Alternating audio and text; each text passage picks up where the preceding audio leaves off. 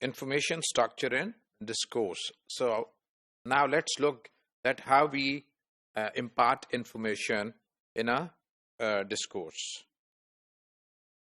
Prerequisite of the information is to divide a sentence into two.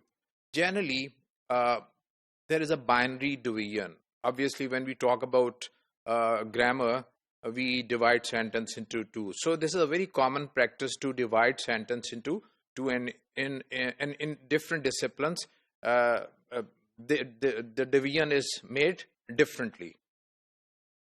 The clause has a bipartite structure. It has a binary or double structure.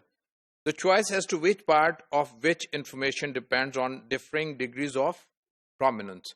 So it is upon the speaker that which part of the clause he is using first and which part of the clause he is using second, right? And because what he wants to give to his participant, to the other person, and which is new for him, and which and what is already known to the person. The ordering of information is determined by the sender's hypothesis about what the receiver does and does not know. So what I say to my interlocutor is dependent on what I think important or is known to the person or not.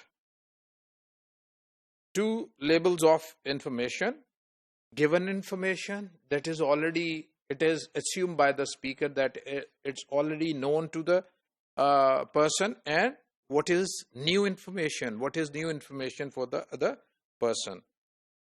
Any unit of information may change its status as the discourse proceeds. So, for example, we start with the given information first and new information second, and later on when the discourse has proceeded and started, we may change this order of the new and the given information.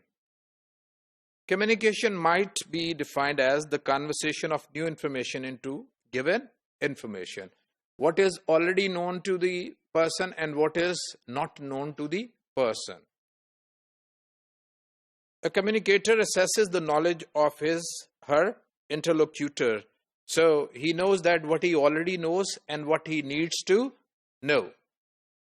A typical discourse proceeds roughly as follows.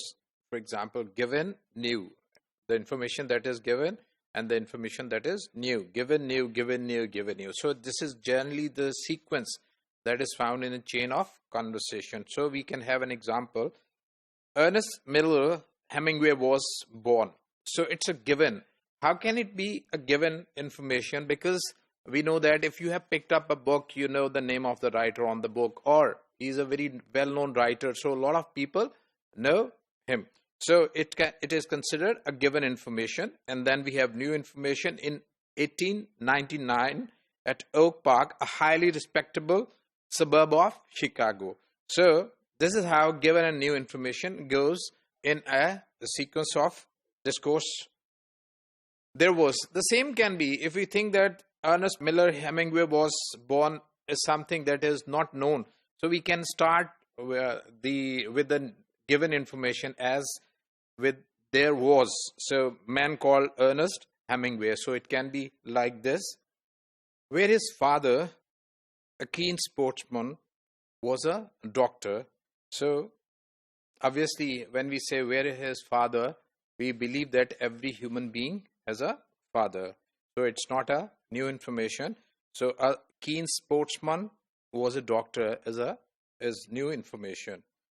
He was, because now we know he's referring to Hemingway, the second of the 6 children, right? So Hemingway was the second of the 6 children. It's new information.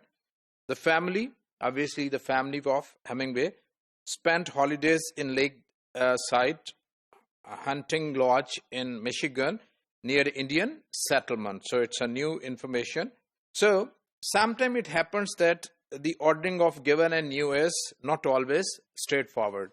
We can start something with the new information and then we can give the given information, which is we consider is already known to the listener or interlocutors. So, for example, although energetic and successful in all school activities, given Ernest twice ran away from home before joining the Kansas City Star as club reporter in 1917. So we have used the new information in the given, in the place of the given, and now the order of new and given is changed. So this, that he was energetic, is new information. It comes in the beginning, and he ran away from home twice is the information that is given, and that comes after the new information in place of the new information. So in every sentence there is this partite information that we convey, and generally the order is that first we give the new given information, then we give the new information. But this order of given and new is not very strict. We sometimes change this order and bring new first and given second.